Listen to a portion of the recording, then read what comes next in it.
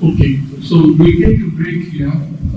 After the break, I want to spend some time quickly on POs, and then I want to talk about how to understand the calculation of.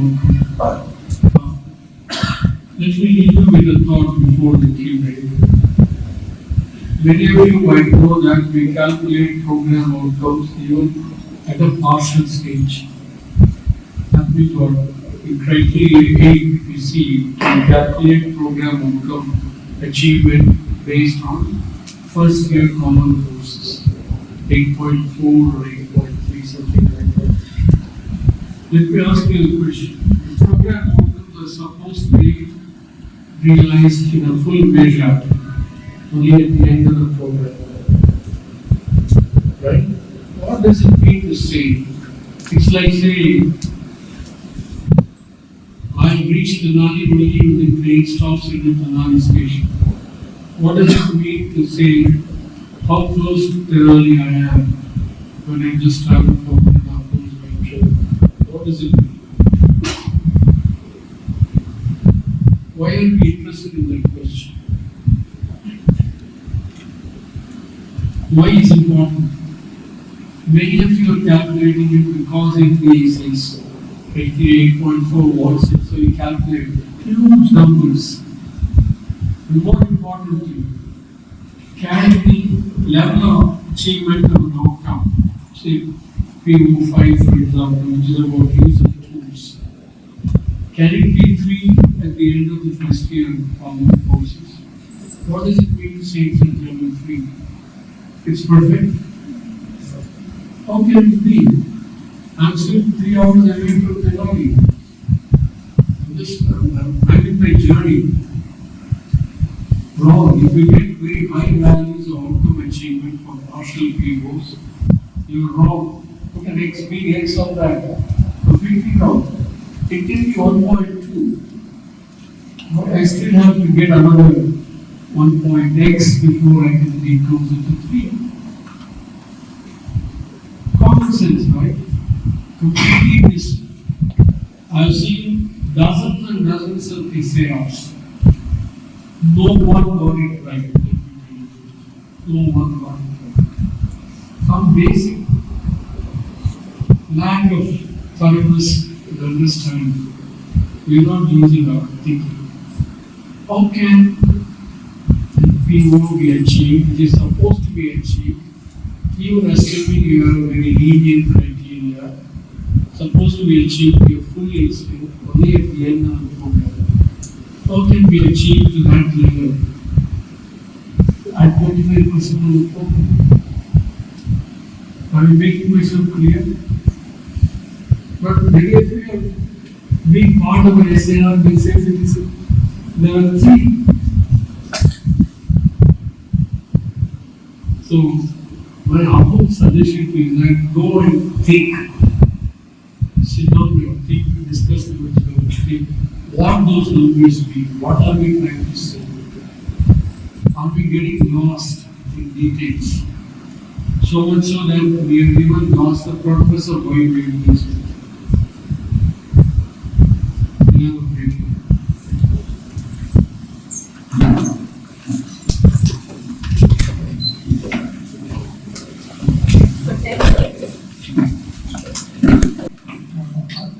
What I would like to highlight is the use of the word complex engineering problems in every one of these options.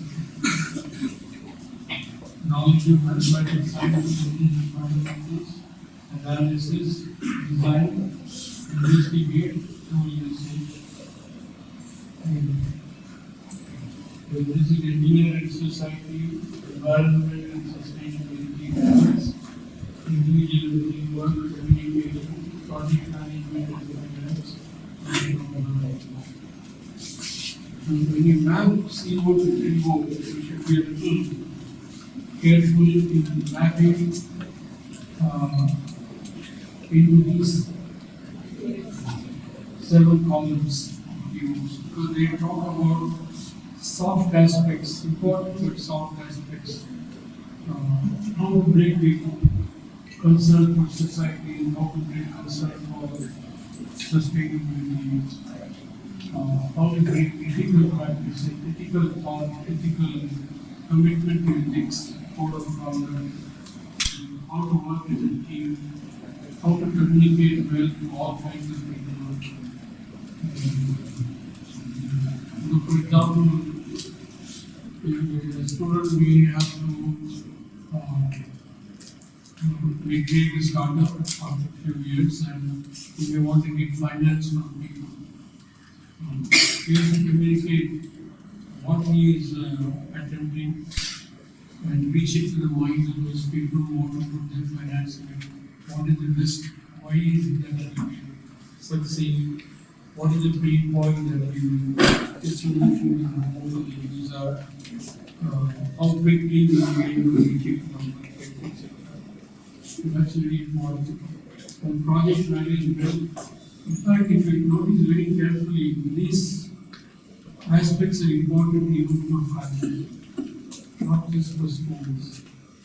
Suppose you are a faculty member, after a few years you become the head of a department or a dean, or you want to run a program, in charge of a program, you want to develop a new lab. You have to ask for money, you have to ask to justify, you have to budget it, you have to set up the equipment, you have to find people to train and reach those facilities to students and faculty. Help students to focus on research problems that can be solved with those equipment or logistic problems that can be solved with those equipment, etc. So, in fact, many of some of us as faculty, we write project proposals, we do prepare a budget, we justify, we go to a committee and say why we want so much budget. Therefore, they'll say we give you not what you ask for, but 30% what you have. Almost like saying you need 2 meters to stitch a shirt, but I give you 1 meter, what do you do? So all these are important even in family. So what is the card be?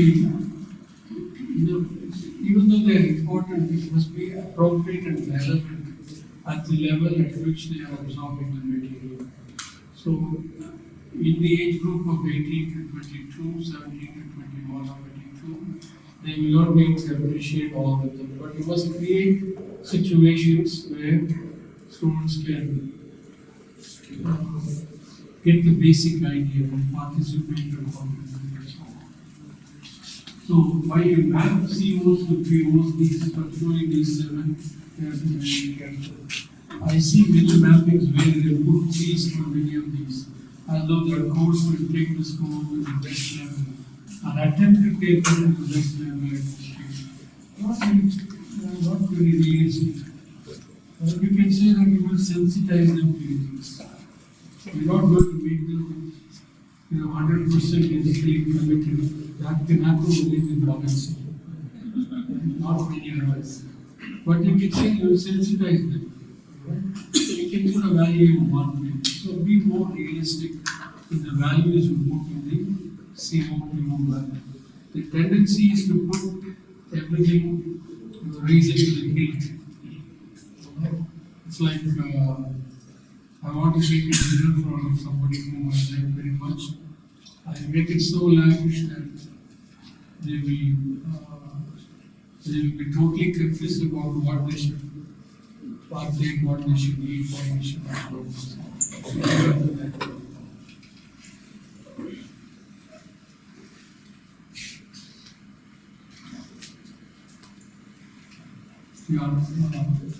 I'm giving you an example of PSOs for civil engineering.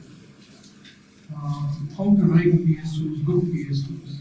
Very often I find even in very good institutions, there's a big high overlap between POs and PSOs. That is indicative of insufficient clarity. PSO should mean something, some emphasis with respect to certain aspects of that particular program. But let's look at this example. PSO1 for civil engineering. Recently, these examples I have taken from actually published SARs of some institutions I visited.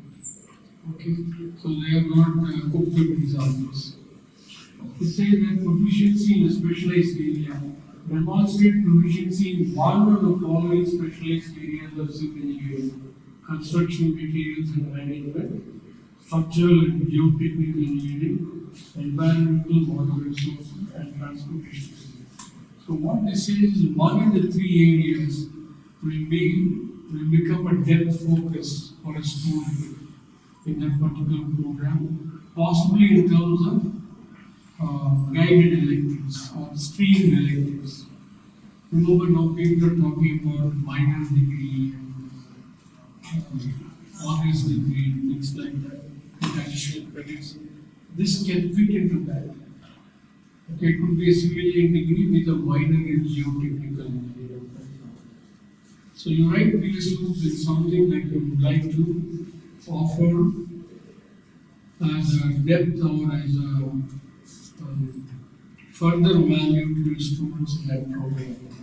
It's very clear why you are doing that. PSO2, ability to apply principles of civil engineering to the entire life cycle of the project, ranging from initial design to the closure of the project. So this talks about the life cycle of the project. Now, civil engineering, if we see, some of the life cycles can be extraordinarily long. For example, you take a dam. It could be hundreds of years. You don't repair a dam. You maybe increase the height or you find in the neighboring state, whatever it is. So, what does it mean dealing with an entire life cycle? For example, if you take a building, you can say, okay, after 40 years you will be building. Right? But if you take a township, you don't rebuild a township completely. The concept is different.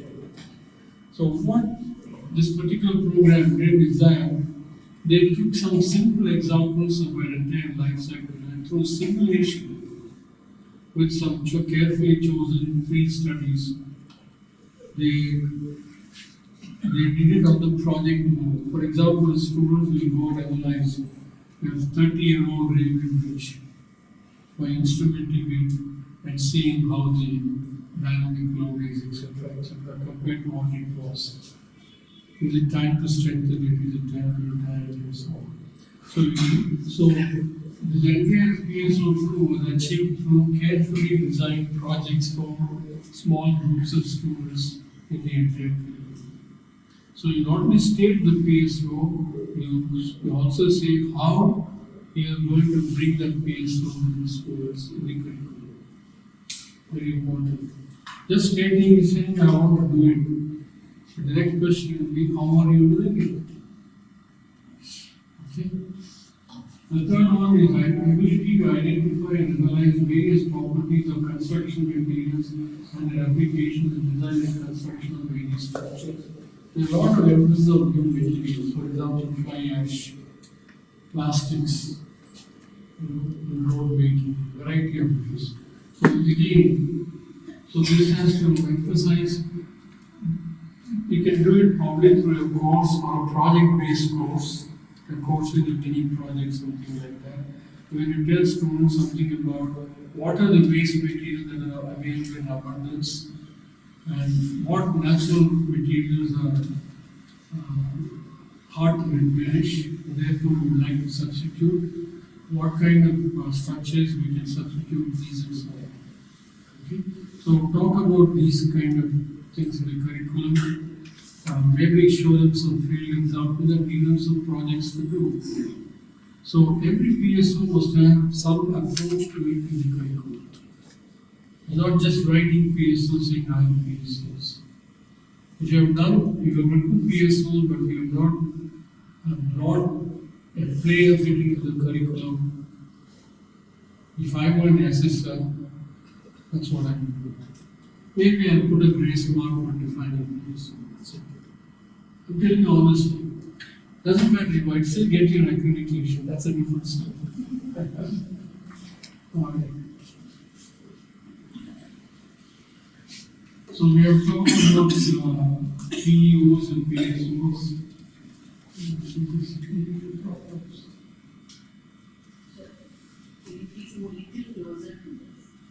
Yeah. So what underpins complexity? We've been talking about complex all the time. Of course, we think of simple and complex as binary. This is simple, this is complex. No, it's a continuum. We can move towards complexity incrementally and go farther and further forever. Okay? So that it's important to understand the concept. I have listed some of the criteria. All engineering faculty will understand this. Non-linearity. For example, some of our faculty are from pharmacy. So, synthesis of a compound is immensely simpler compared to synthesis of a molecule. Yes or no? Do you agree? Synthesizing a molecule is more complex than synthesizing a compound. Compound synthesizing is conventional chemistry. Synthesizing a molecule is cutting edge. So this is the kind of thing you should understand what it means to say complex. Unless you understand it, how are you going to factor it into the curriculum? Because you may not be able to factor all of it into the curriculum, that's not very good. But there must be a conscious attempt, thinking, a conscious understanding, and an effort to factor it into the curriculum progressively. Again, you may not be able to do it for all students. Okay? We have a tendency that in a course, project-based course, you must give the same, comparably the same kind of level of project to all students. I had several teachers who would say, okay, they will take a book with 30 problems at the end of the chapter. Some of the problems will have 3 stars, 4 stars. They have big students in the class. Okay? You get a 4-star problem, you get a 2-star problem, and so on. It helps students because each was solving a separate problem. Of course, the teacher also was kind enough to say instantly, it's kind enough to say you could take help for the problem, for solving the problem from classmate, but please write his name and acknowledge. It's a better method. So sometimes I used to get 3 and 4-star problems, so I could solve some of them. But I had one teacher who told me that since I solved the problem, that there is no need for you to write the rest of the course. We give you a good grade. Okay. So here are some aspects of complexity, non-linearity, static equilibrium versus dynamic equilibrium. A flying plane is in dynamic equilibrium, it's not in static equilibrium. There's a big difference between the two. Dynamic equilibrium, the state is not stationary, it's like changing state. But then it is confined within certain properties of being stable. Okay. Operating range and characteristics, behavior outside the operating range. Many devices know. Hooke's law. If you stretch beyond a certain point, what does Hooke's law state? That the deflection is proportional to the force applied on the spring. It holds only within the range. If you apply the force beyond the range, it is a permanent deformation. These are also important to talk about. They may want to use it mostly in operating range, but sometimes outside the operating range is useful. For example, the universal testing machine. It breaks a piece, it's a destructive test. You hit something until it breaks, and you go on increasing the load until it breaks, and then you know that is the limit where it breaks. Okay. Very simple ideas. What I am giving you is complexity made simple. But this must be attempted in your curriculum. If you look at the curriculum, students learn enormous amount of material about linear systems. They learn precious little about non-linear systems.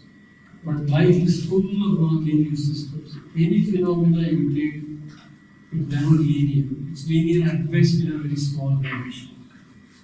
Okay? Transients. Transients are very important. How things change. Any device, for example, how do you run the microprocessor and a iron clock rate? Transients are very important. Heating is very important.